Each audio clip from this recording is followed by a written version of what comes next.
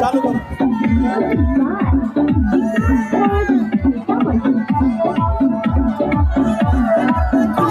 हमारा पिए बोझन लगे चौका